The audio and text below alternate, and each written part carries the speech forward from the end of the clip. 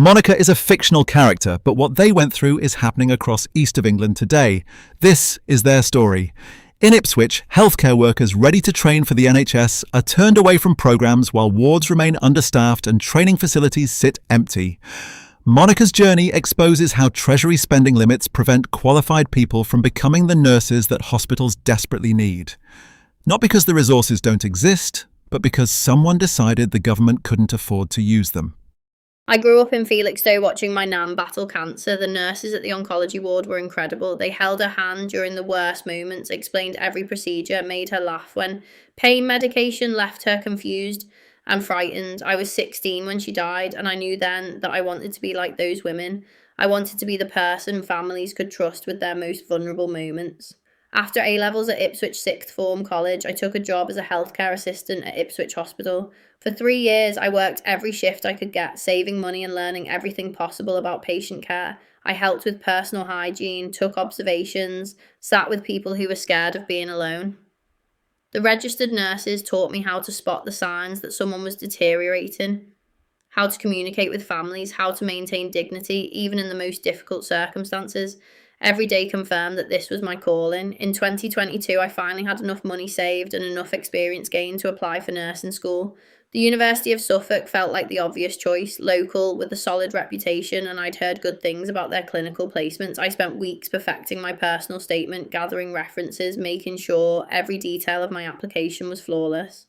The rejection letter arrived in April. I read it 3 times before the words sank in. They said I met all the academic and experience requirements, but they were reducing their nursing intake by 40% due to cuts in Health Education England funding.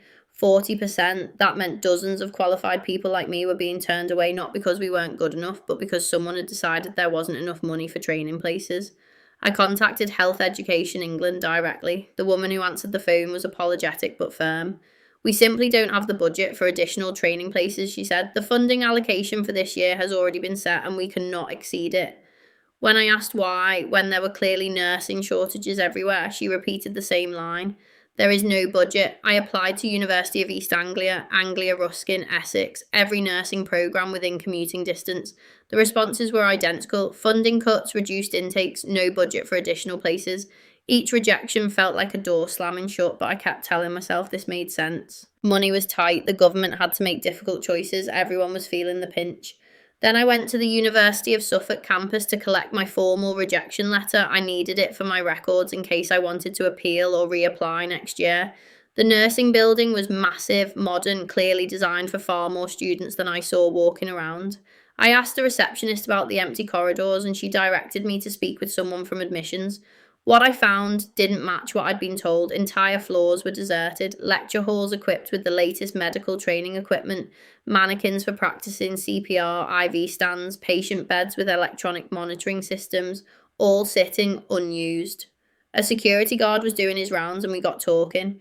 He'd worked there for 8 years and remembered when they ran 3 full cohorts of nursing students per year. Now they were down to 1 cohort, despite receiving hundreds of qualified applications every cycle.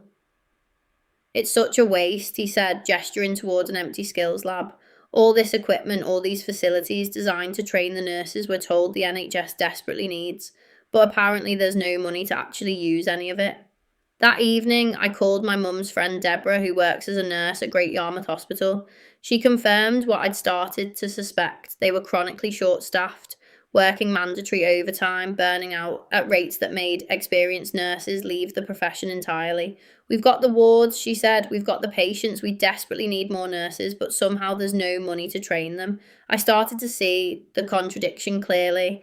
The people who wanted to train existed. I'd met dozens of them through my work at the hospital. The facilities existed. I'd walked through them myself. The clinical placements existed. Every hospital I knew was understaffed. The need existed. You only had to look at waiting lists or talk to any nurse about their workload. So what exactly was it that there was no money for? The government that issues the pound had chosen not to spend the pounds that would connect qualified people to empty training places to understaffed wards. That wasn't an accounting problem, that was a political decision dressed up in the language of financial impossibility. Now I work as a senior healthcare assistant and I'm still watching, still waiting. But I hear those excuses differently now. When NHS England says there's no budget for training places, I think about those empty lecture halls. When Health Education England talks about funding constraints, I remember Deborah describing 12-hour shifts with no breaks because there are 3 nurses short on every ward. The government that prints the notes and mints the coins told me it couldn't find enough of them to train people who were standing right there, ready to work in hospitals that desperately needed them. The real question was never about money. It was about whether the people existed, whether the skills could be taught, whether the facilities were available. They were. All of them. The excuse wasn't a fact, it was a choice wrapped in the language of impossibility. It's the same logic as a household saying, we can't afford it, except a household doesn't issue its own currency, the government does. The limit was never the money, the limit was the willingness to spend it on the training places and the people who needed them.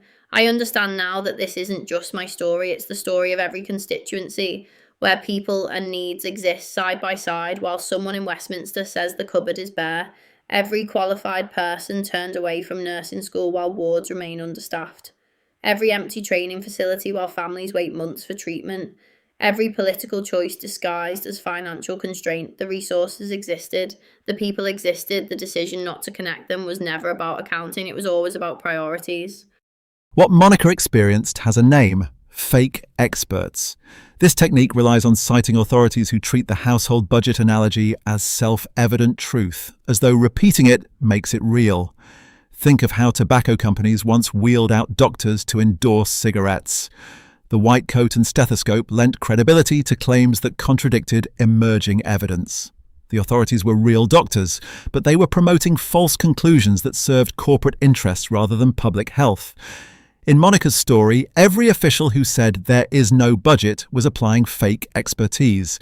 They treated government spending exactly like household spending, as though the institution that creates pounds could somehow run out of them. Health Education England officials, university administrators, NHS managers, all genuine experts in their fields, but all repeating the same fundamental error about how government finance actually works. The objection economists say we cannot spend more on health without causing inflation perfectly demonstrates this technique. Which economists? The profession is divided. Many macroeconomists argue the binding constraint is real capacity, not currency. Economists say, without naming them, is an appeal to unnamed authority. The UK government issues its own currency. It does not need to find pounds before it spends them. The real constraint is resources, people, skills, materials, time. And in Monica's constituency, those resources were sitting idle.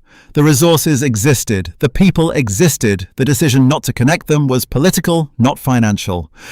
Ipswich ranks 180 out of 543 English constituencies in the English Indices of Deprivation 2025, published by MHCLG. The constituency has 3,022 registered charities according to the Charity Commission Register for England and Wales. Total grants received amount to £23.3 million, according to 360 Giving Grant NAV.